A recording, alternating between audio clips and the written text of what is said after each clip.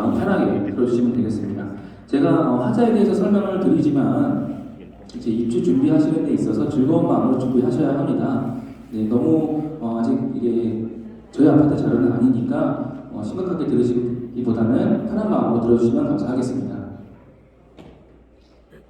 네, 첫 번째 사전점검 1항부터 보겠습니다. 이 사전점검, 즉 사전 방문 제도는 감리 대상에서 제외되는 항목들을 입주자가 직접 점검함으로써 부실 시공을 방지한다. 이런 목적으로 네, 현재 시행이 되고 있는 제도고요.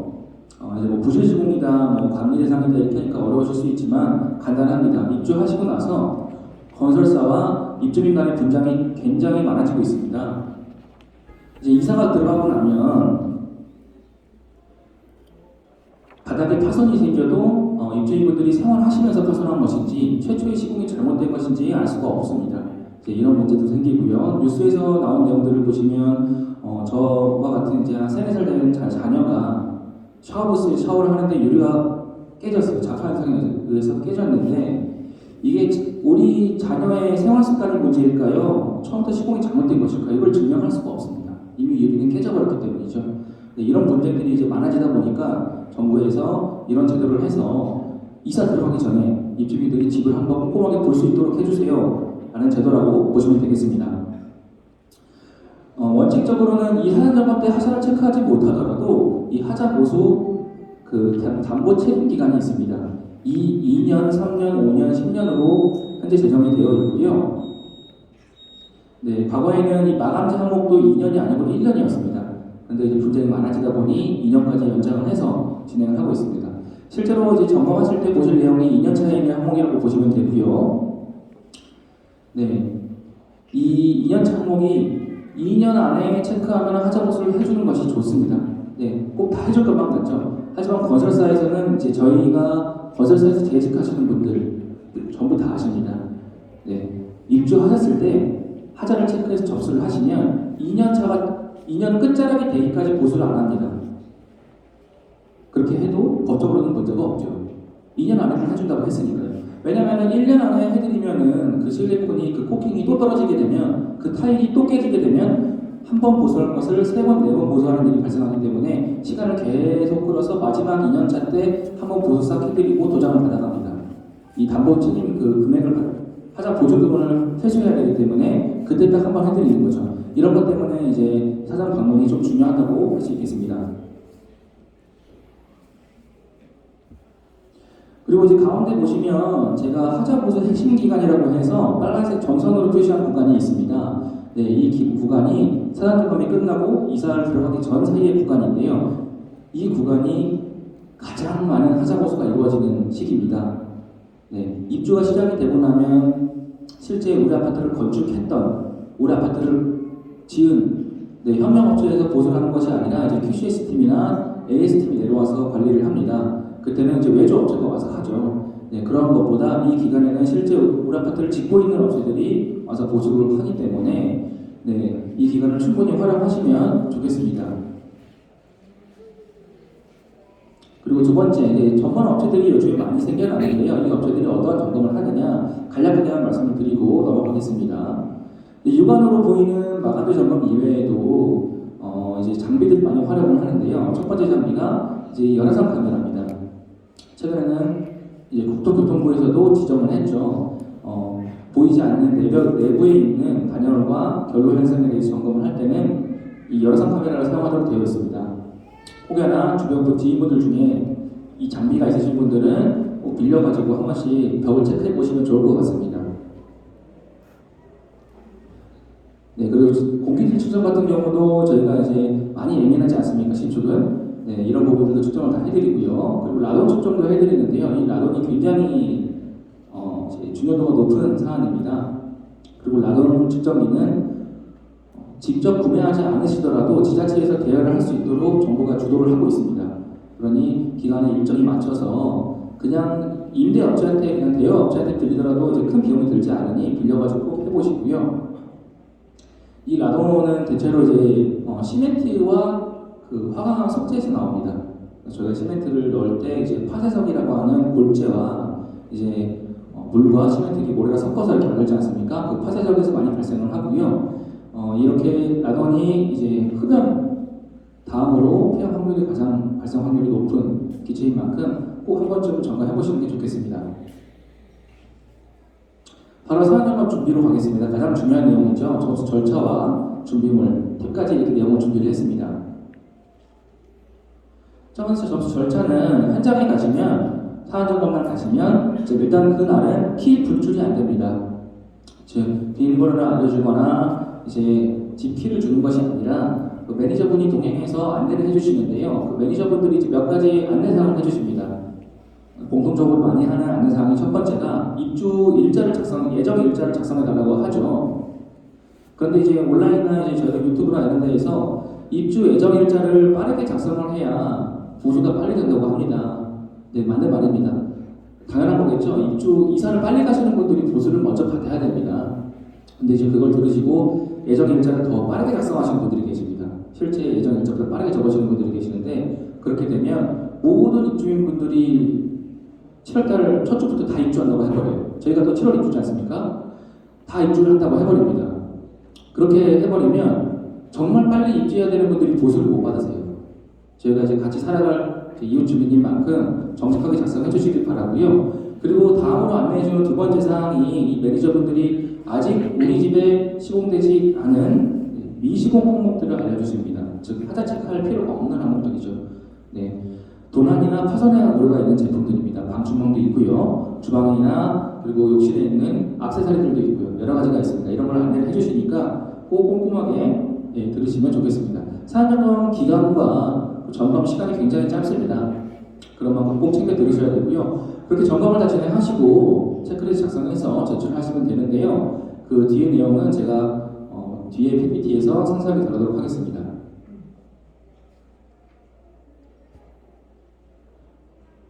네, 그리고 준비물입니다. 네, 준비물 이렇게 여러 가지가 있는데요. 빠짐없이 챙겨가셔야 하고요. 전부 제가 용도를 설명드리기에는 오늘 오신 분들이 많으니 중요한 부분만 설명을 드리겠습니다. 우측 하단에 보시면 이제 테이프와 장갑이 있습니다. 장갑이 가장 중요하고요. 저희가 사안점검 때 그 집은 아직 준공 승인이 되고 안전 승인이 된 집이 아닙니다. 공사 현장으로 판단을 하셔야 되고요. 많은 분들이 이제 사안점검 현장에서 다치십니다. 첫 번째로 조심해야 될 분들은 자녀가 있으신 분들은 네, 놀이터 절대 이용하시면 안 되고요. 네, 이제 사안점검 때 놀이터에 부착이 되어 있습니다. 들어가지 말라고 써 있습니다. 하지만 우리 아이들은 그러지 않죠. 네, 들어가서 또 놉니다. 그러면서 이제 미끄럼틀 타다가 머리가 다치는 친구들도 있고 많은 친구들을 봤습니다. 그러니 꼭 통제를 잘 해주시고요. 그리고 성인분들도 집 안을 점검을 하실 때 저희가 눈으로 점검하는 것이 아니라 직접 만져봐야만 알 수 있는 것들이 있습니다. 무늬가 있는 석재라든지 단차를 직접 만져야 느끼는 것들이 있는데요. 꼭 장갑 착용하시고 점검을 하시면 좋겠습니다. 저희가 현장에서 이제 타카핀, 저희 타카타 박는 거 있죠? 타카핀이 뽑을 때 제어가 안 되거나 또는 가구 피스가 뒤로 돌출이 되거나 이런 부분들이 많이 있습니다. 그런 부분들 손으로 훑으시다가 다치시는 분들 계시니까 꼭 착용하시면 좋겠습니다. 두 번째 이제 테이프 보시면 저희가 테이프를 사용을 할 때 지금 사진에 있는 테이프는 지금 마스킹 테이프입니다. 네, 임시 저착용이죠. 저희가 임시 저착용이 아닌 테이프를 사용했다가 테이프를 뗄 때 도배지가 떨어지거나 도장이 찢어지거나 이런 경우가 생길 수 있습니다. 그러니 이제 구매해서 가실 때 포스트잇 위에 더 붙이실 때 이 마스킹 테이프로 준비하시는 게 좋겠습니다.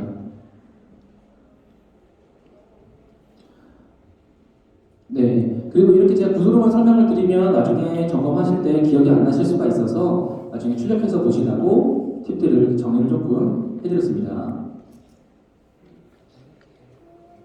바로 진행 파트 보겠습니다. 진행 파트는 이제 실제로 다른 아파트에 있었던 하자들을 보면서 이런 걸 하자로 체크를 해야 되는구나 라고 생각해 주시면 되겠습니다. 첫 번째 내용은 1번부터 6번 각 실별로 점검을 저는 오늘 이 자리에서 할 것입니다. 중요한 점은 계획적으로 하셔야 되고요. 우리 입주민들이 정말 실수 많이 하십니다. 보이는 것들마다 체크를 하고 다니게 되면 이 스티커를 부착하는 내용들을 저희가 작성을 해서 제출을 해야 되지 않습니까? 작성할 때 되면 내가 붙인 스티커를 못 찾습니다. 네, 계획적으로 준비하셔야 되고요. 내가 붙인 스티커 절대 못 찾습니다. 네, 집이 생각보다 많이 넓습니다. 예, 그래서 못 찾으시고요. 꼭 계획대로 순서대로 하셔야 되고요. 저처럼 실별로 점검을 하시거나 한쪽 문에서 시작해서 벽을 따라서 입구로 나오는, 벽을 따라서 하시는 분들도 계십니다. 하나씩 대로 하시면 되겠습니다. 그리고 각 실별 앞에 먼저 체크하면 하자가 조금 빨리 발견되는 것들을 제가 취합을 해놨습니다. 네, 저희 PPT 내용은 또 카페에 공유가 됩니다. 사진을 또 열심히 찍어주신 건 감사하지만 제가 다음 장 넘어가기 좀 부담스럽습니다. 예. 네, 첫 번째 내용 보시면 이제 현관을 보실 때, 네, 왼쪽 사진 보시면 방화문 상단에 이렇게 오염들이 있습니다. 사용 기능성 문제가 없는 미관상의 화자는 입주하시고 나면 보수가 어렵습니다. 그러니 입주 청소 업체가 와도 청소가 좀 잘 안 될 것 같다, 안 지워지는 것들이다라는 것들은 꼭 이 시기 때 체크를 해주시고요. 그리고 아래쪽으로 내려서 보시면 이 방화문 하부가 있습니다. 지금 사진에서는 한쪽이 주저앉아 있죠. 네, 이 현관 같은 경우는 저희가 외부에 원래 다 호이스트라고 해서 엘리베이터 다 외부에 달려 있습니다. 이 호이스트를 제거하는 순간 저희 입주민들이 현재 사용하고 계시는 엘리베이터를 통해서 공사가 시작이 되면 현관으로 계속 자재가 드나들기 때문에 하자가 많이 발생합니다. 그러니 이렇게 주저앉아 있는 곳들 또는 매지나 주문이 잘 안 되어 있는 곳들 체크해 보시면 되겠습니다. 보이는 곳에는 지금 뭐 레이저 레벨기 이렇게 써서 했지만 네, 레이저가 없더라도 충분히 가능하십니다. 그리고 실내로 들어오시면 이제 현관 바닥이 있는데요. 이 현관 바닥 같은 경우는 저희가 사용하던 화장실과 똑같다고 생각해 주시면 됩니다. 네, 화장실은 저희가 물을 사용하기 때문에 천정을 제외한 벽과 바닥은 틈새가 없이 시공을 하고 수분을 머금지 않는 수분 흡수율이 없는 자재를 쓰도록 되어 있습니다. 현관도 똑같습니다. 현관은 벽은 아니지만 바닥을 그렇게 하도록 되어 있습니다. 지금 보시면 이제 석재 걸레바지와 방화문 사이에 틈새가 보이실 것이고요. 다음 사진 보시면 신발장에 있는 창고 쪽 가구와 바닥 타일 사이에 이렇게 틈새들이 벌어진 곳들이 있습니다. 이런 곳들 네, 나중에 가구를 크게 공사하는 일이 없도록 마감을 해주시면 좋겠습니다.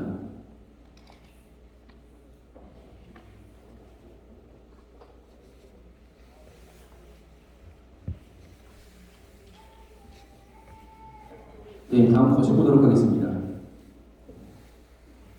첫 번째 내용은 이제 거실감 당연히 도배지들이 많이 나오시겠죠. 지금 이 사진은 제가 왜 보여드리냐 하면요. 이제 유튜브 영상에 그런 내용들이 많습니다. 도배지가 작게 찢어지면 땜빵을 하고 간다고 합니다. 다 찢어버리세요. 다 찢어버리면 어쩔 수 없이 한 장을 더 갈아준다고 합니다. 네, 그렇게 하시면 안 됩니다. 그래서 이 집은 저희가 방문을 드리니까 이미 다 찢어져 있더라고요. 이미 찢으셨어요. 네, 최근에 저희 입주인분들이 이렇게 설명회도 진행을 하고 전문 대행업체도 생겨나는 만큼 건설사도 정말 꼼꼼하게 준비를 합니다. 임의로 파손하시면 절대로 네, 보수가 안 되십니다. 그리고 도배지 보실 때 중요하게 봐야 되는 것들이 첫 번째가 커튼 박스입니다. 이 커튼 박스 안쪽은 이제 목재로 맞추게 돼요. 저희가 이제 블라인드를 달거나 이제 커튼을 달거나 하기 때문에 목재로 맞춰져 있는데요. 이 커튼 박스가 보이는 사진처럼 끝마감이 잘 안 돼 있거나 또는 수직 수평이 맞지 않아서 틀어져 있는 곳들이 많이 발생을 합니다. 또 이런 부분은 저희가 육안에 일반적인 사람 시선에서 봤을 때 잘 안 보이는 곳에 스티커를 붙이지 않습니까? 네, 이런 곳을 붙이실 때는 이전 사진처럼 바깥쪽에도 한 장씩 붙여주셔야 됩니다. 저희가 하단 체크를 하면 목적이 단 한 가지죠. 보수가 돼야 됩니다. 네, 건설사, 임직원분들도 작업자분들도 쉽게 위치를 파악할 수 있도록 네, 꼭 2개씩 붙여주시면 감사하겠습니다. 네, 다음은 이제 창틀에 대한 내용인데요. 시중에서 이 샤시가 정말 중요하다는 얘기는 많이 들으셨을 겁니다. 하지만 이제 뭐 실리콘이나 단순한 내용들을 제가 생략을 하고 중요한 내용만 짚어서 가져왔습니다. 창틀 흔들림입니다. 이제 과거의 아파트에는 없고 최근 신축 아파트에서만 발생되고 있는 하자입니다. 과거에는 저희가 창을 어떻게 잠갔죠? 창작을 닫은 다음에 그때 크리센트를 돌려서 잠갔습니다. 그런데 최근에는 이 손잡이에 잠금장치가 부착이 되어 있죠. 네, 그렇다 보니까 딱 닫았을 때 이 손잡이의 잠금장치가 창틀을 물고 당겨버리는 겁니다. 당기면서 창틀이 제자리에 있지 못하고 흔들림이 발생을 하죠. 이런 것 때문에 이제 결로와 곰팡이들이 생겨나고 있고요. 이런 것들을 보강하기 위해서 많은 방법들이 나오고 있지만 아직도 미흡한 부분이 많습니다. 그러니 창호 점검하실 때 닫아보시고 창틀이 얼마나 흔들리는지 체크를 한번 해보시면 되겠습니다. 다음으로 이제 난간에 대한 내용인데요. 이 난간 보실 때 이제 사진 보시면 이제 앙카 고정이 안 되어 있죠. 네, 건설사의 기본적인 아주 문제입니다. 하도급에 대한 문제죠. 성 공정에 있었던 하자를 후 작업자가 굳이 체크하지 않습니다. 그냥 넘어가죠.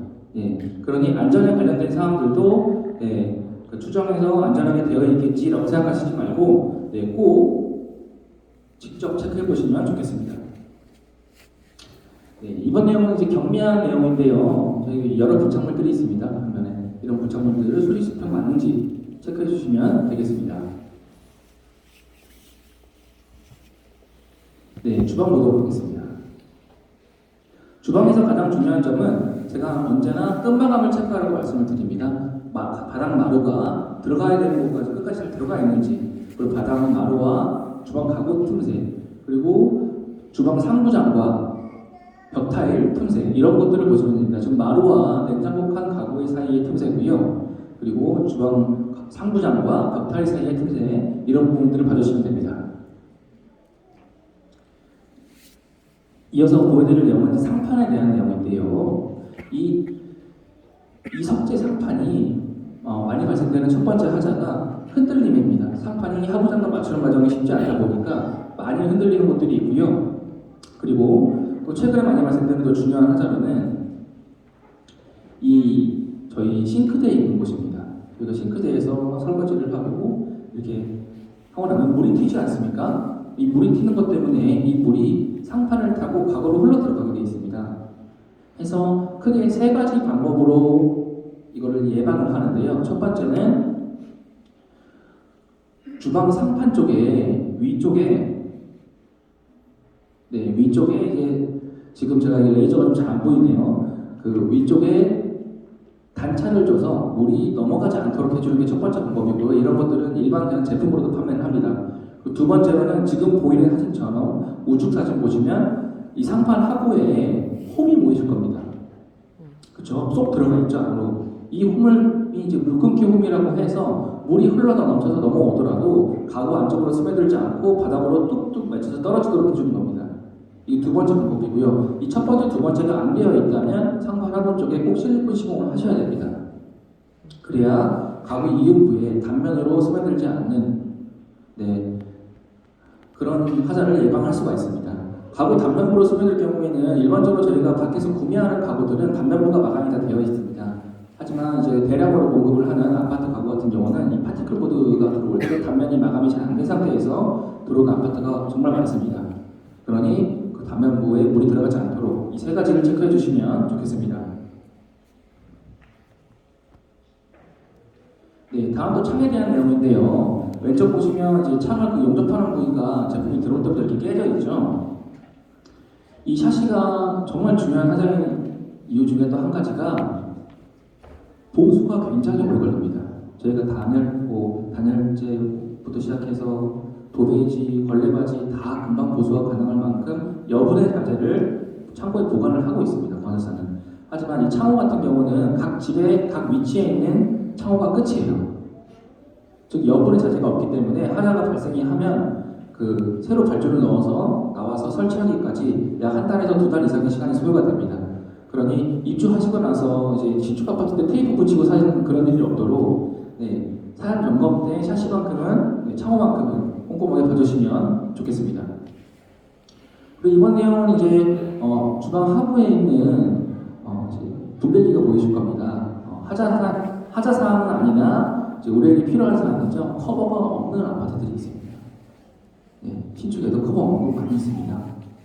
혹시나 커버가 없다면 꼭 요청을 해주시고요. 하나는 아니더라도 품질에 관한 사항이고 이러한 사항들은 개인이 한 명이 이야기했을 때보다 오늘 설명해 드리신 이렇게 많은 입주민 여러분들이 요청을 하셨을 때 적용이 될 가능성이 높습니다. 그리고 이런 내용을 이제 카페에 저희가 공유를 하고 서로 소통을 하지 않습니까? 소통하실 때 혹시나 주변에 있는 다른 부동산 업자 또는 다른 아파트 입주민분들이 우리의 아파트의 안 좋은 것들은 읽을 수 없도록 우리 입주민 인증이 된 사람만 읽을 수 있도록 체크하는 란이 있습니다. 게시글을 올리실 때 그 체크란을 꼭 해서 공유를 해주시면 되겠습니다. 발코니하고 화장실 보도록 하겠습니다. 발코니 첫 번째 발코니는 그 안방에 있는 발코니입니다. 안방과 안방 발코니 사이에 있는 분합창인데요. 창 샤시로 된 문이 있죠. 네, 거기를 보시면 저희가 샤시 점검을 할 때 샤시가 기울어졌어요. 잠글 때 잘 안 잠겨요. 한쪽이 주저앉은 것 같아요. 이러한 하자는 거의 대부분 이 분합창입니다. 네, 저희가 밖에서 보는 외부에 고정되어 있는 창원은 저희가 이제 내력벽이라고 하죠. 골조 콘크리트에 단단하게 고정이 되기 때문에 쉽게 주저앉고 네, 틀어지고 하지 않습니다. 하지만 이 안방과 안방 발코니 사이에 있는 창호는 이제 두 개의 벽체 중에 한 개의 벽체가 조적벽인 경우가 많습니다. 즉 골조 콘크리트가 아니라 저희가 돌로 쌓아서 채운 골조 조적조에 고정하는 경우가 있어서 제일 많이 틀어집니다. 그러니 이 창호를 제일 꼼꼼하게 봐주시기 바라고요. 하부 쪽에 보시면 이렇게 마감이 엉망으로 되어 있는 곳들이 보이실 겁니다. 이게 원래는 깨질 이유가 없는 곳인데 하부 받침이 제대로 공사되지 않다 보니까 입주하시기 전에 사용자분 때 몇 번 밟으니까 밑에 좀 깨지신 겁니다. 네, 이런 일이 없도록 확인해 주시고요. 다음 이제 발코니에서 볼 때 바닥 타일입니다. 굉장히 중요한 내용이죠. 발코니, 부부욕실, 공용욕실, 현관 바닥 타일이 시공이 되는 곳들은 바닥이 시공이 되는 타일은 압착 시공하도록 되어 있습니다. 100% 붙어 있어야 돼요. 두들겼을 때 소리가 나면 안 됩니다. 딱딱하게 100% 압착이 되어 있어야 되고요. 일반적으로 상가나 이런 데 가시면 편의점 가셔도 바닥에 타일 깨져 있는 거 많이 보이시죠? 네. 저희가 신발을 신고 생활하는 곳에서는 압착을 안 해도 됩니다. 하지만 공동주택에서는 100% 압착하게 되어 있습니다. 이 압착을 하지 않게 되면 처음에는 괜찮지만 사용하시고 나서 특히 하자 담보 책임 기간이 끝나고 나서 그 타일만 바닥에 주저앉거나 또는 깨지거나 하자로 발전을 하게 됩니다. 그러니 꼭 입주하실 때 타일 한 장 한 장씩 두들겨서 체크를 해주시는 게 좋겠습니다. 다음은 주방에 있는 발코니인데요. 최근에 주방 발코니에는 이제 단열 도어가 많이 시공이 됩니다. 왼쪽 사진 보시면 지금 이렇게 유리가 들어가 있는데 실리콘이 없죠. 저희가 실리콘이 균일하게 가다가 두꺼워지거나 손자국이 나 있거나 하면 누구나 하나인 줄 알 수 있습니다. 하지만 아예 안 되어 있으면 이게 원래 이런 제품인가 하고 입주민분들이 체크를 안 하시는 경우가 있습니다. 하지만 세대 내에 시공이 되는 유리는 기밀성을 갖추고 또 흔들림이 없이 시공하기 위해서 실리콘을 100% 하도록 되어 있습니다. 혹시나 안 되어 있다면 고민하시지 말고 체크하시면 되겠습니다. 제가 너무 빠르지는 않죠? 네, 어떻게 내용이 괜찮으십니까? 네. 예, 감사합니다. 네, 침실 빠르게 진행하겠습니다. 침실 각 들어갈 때 저희가 천정에 있는 몰딩처럼 이런 몰딩 디자인을 많이 합니다. 기본적으로 부착물이 들어간 것들은 간단하게 고정 상태 체크해 주시고요. 그리고 각 방문 들어갈 때 이제 경첩 조율을 통해서 방의 문이 흔들림이 있거나 또는 유격이 있으면 안 됩니다. 근데 이런 하자가 이제 어디에서 많이 발생하느냐? 지금 우측 사진을 봤을 때 손잡이에서 많이 발생을 합니다. 단순히 방문 경첩이 잘못된 걸 넘어서 손잡이를 너무 저가의 제품을 써서 견고하게 아무리 고정을 해도 손잡이가 유격이 심하고 덜컥덜컥 흔들리는 곳들이 있습니다. 그런 것들은 하자를 체크를 하셔야 됩니다. 이어서 도배지에 대한 내용인데요. 도배지 첫 번째가 이제 커튼 박스였죠. 두 번째로 볼 것들이 도배지를 재단하는 것들입니다. 콘센트 주변, 시스템 에어컨 옵션 하신 분들은 시스템 에어컨 주변, 그리고 아일랜드 식탁 쪽에 있는 식탁 등 주변, 이런 것들을 먼저 보시면 하자를 빨리 찾으실 수가 있습니다.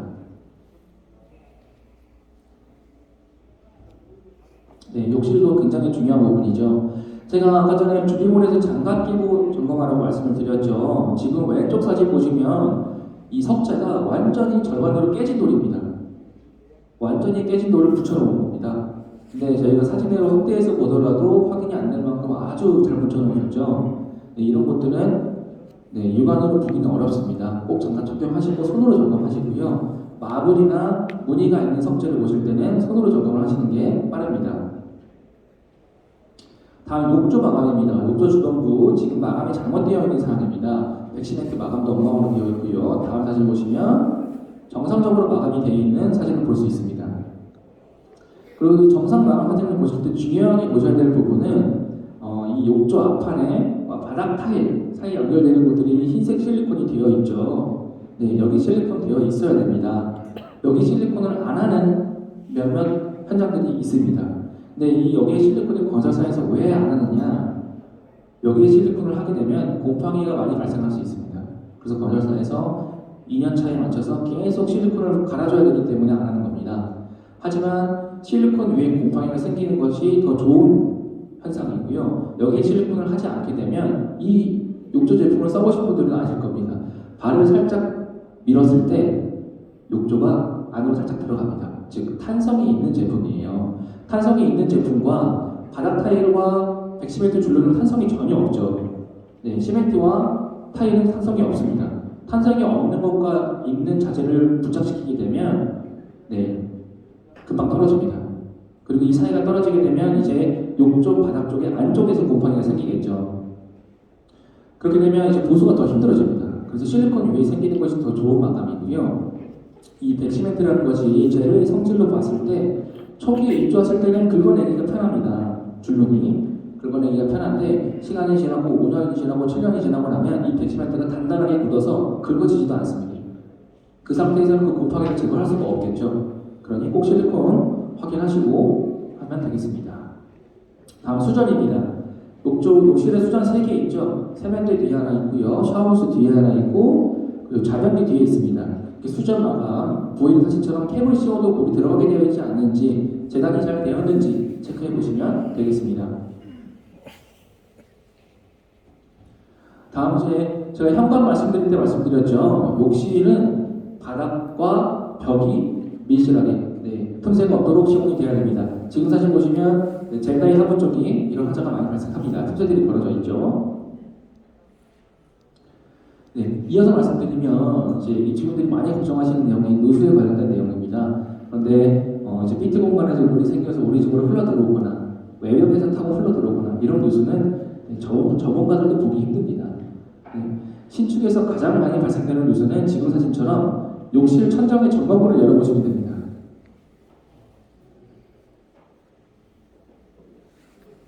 욕실 천장의 전방부를 열어보시면 왼쪽 사진처럼 보이고요. 거기를 열화상 카메라로 보면 물이 고여있고 떨어지는 게 보이시죠. 그리고 준비물에 있었던 사다리를 가지고 올라가서 보시면 왼쪽 사진처럼 이렇게 물이 떨어지는 곳들이 있습니다.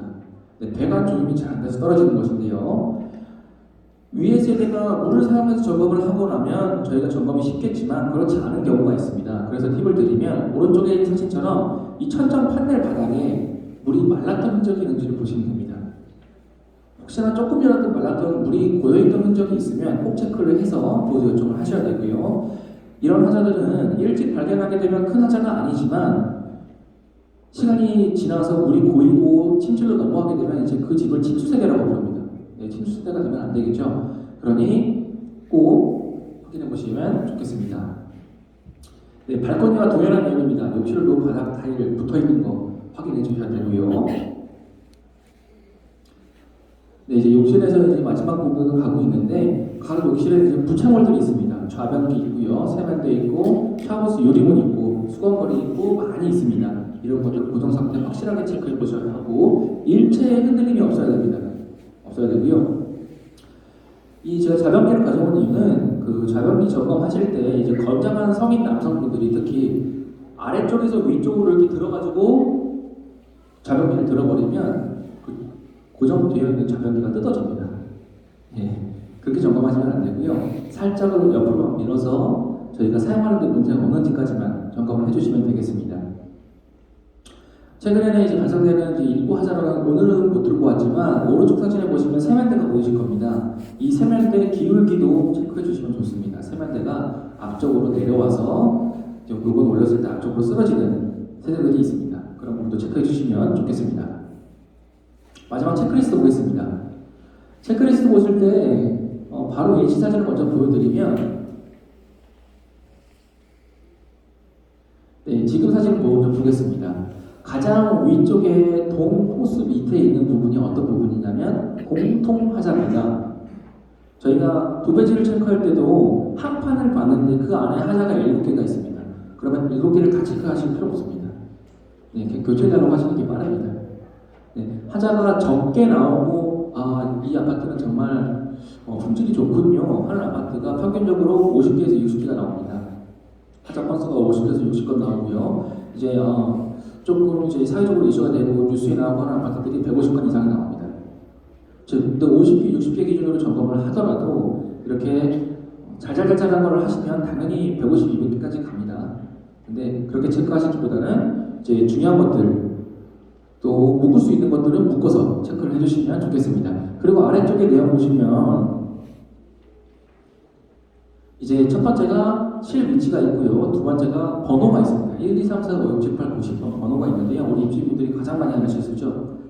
처음에 말씀드린 내가 붙인 스티커 내가 못 찾고요. 그리고 스티커를 포스트잇을 150장이 들어있는 걸 들고 왔어요. 다 썼어요. 근데 체크리스트 쓰실 때는 30개 쓰시고 이 31번에 적어집니다. 스티커 부착했으니 확인해 주세요. 보수해 주세요. 네, 스티커는 하자 접수가 안 됩니다. 네, 어떤 번호사나 다 똑같고요. 스티커는 위치 확인용이지 하자 접수가 아닙니다. 가끔 이제 점검을 오셨는데 아무것도 제출 안 하고 가는 입주민분들이 있으면 그런 집들은 혹시 스티커만 붙여놓고 가셨나 저 제로 세대라고 해서 한 번 더 확인은 합니다. 네, 하지만 그거는 일부분 건설사에서 이렇게 해드리는 거지 절대 스티커는 하자 접수가 아닙니다. 그러니 이제 스티커에 넘버링을 해서 또 작성하실 때 넘버링을 해서 내가 25번을 안 썼구나 30번을 안 썼구나 알 수 있도록 순서대로 하시면 좋겠습니다. 그리고 오른쪽에 내용을 적으실 때는요 이제 업체들이 하는 것처럼 걸레바지, 단열 도어, 이제 터닝 도어 이런 PL 창호 이런 단어 안 써도 됩니다. 기본적으로 사전 점검, 사전 방문은 일반인 분들을 대상으로 점검을 진행할 수 있도록 건설사에서 준비를 하게 되어 있습니다. 파랗게 작성하신 분들은 이제 창틀이 좀 바람이 들어오는 것 같다. 창틀 사이로 바람이 나풀나풀 들어옵니다. 이렇게 작성하셔도 돼요. 이렇게 작성하셔도 서술형으로 작성하셔도 건설사 매니저님들이 정리를 해서 다 보고를 올립니다. 네, 그러니 점검하실 때 불필요하게 휴대폰으로 검색하시면서 시간을 보내시지 말고 점검하는 데에만 집중을 하시면 되겠습니다.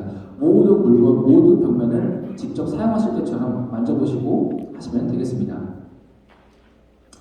그렇게 점검을 다 끝내고 제출하시면 됩니다. 그리고 이제 이렇게 점검한 내용을 저희 사진을 찍어놔야겠죠. 네, 사진을 찍으실 때는 2장씩 촬영하시면 좋고요. 첫 번째 장에는 하자 내용이 담기도록 한 장을 찍어주시고 두 번째 장에는 세 발자국 물러나서 사진만 봐도 여기가 어딘지 알 수 있게끔 찍어주시면 됩니다. 신축 같은 경우는 가구나 가전이 없기 때문에 보이는 발코니들은 괜찮지만 이제 침실을 찍을 때 여기가 한 달 뒤에 보시면 애들 방인지 침실인지 알 수가 없습니다. 그러니 2장씩 찍어주시고요. 사진 찍으실 때도 첫 번째 장에는 보이는 사진처럼 이제 26번, 27번 이렇게 넘버링이 보이도록 찍어주시면 누락 없이 찍을 수 있습니다. 지금 양식은 저희 홈체크에서 제공해드리는 양식인데 이런 양식이 아니더라도 최근에 엑셀이나 여러 프로그램들이 있습니다. 사전 점검 끝나고 나면 꼭 정리를 한번 해두시고 이사 들어가기 전에 한번 방문해서 우리 집이 하자 보수가 얼마나 진행이 되었는지 체크를 해보시고 입주하시면 되겠습니다. 네, 제가 이제 준비한 내용은 이제 여기까지입니다. 어떻게 많이 도움이 되셨습니까? 네. 네. 제가 이제 원래 PT를 하는 직업은 아니다 보니까 땀도 많이 나고 좀 많이 좀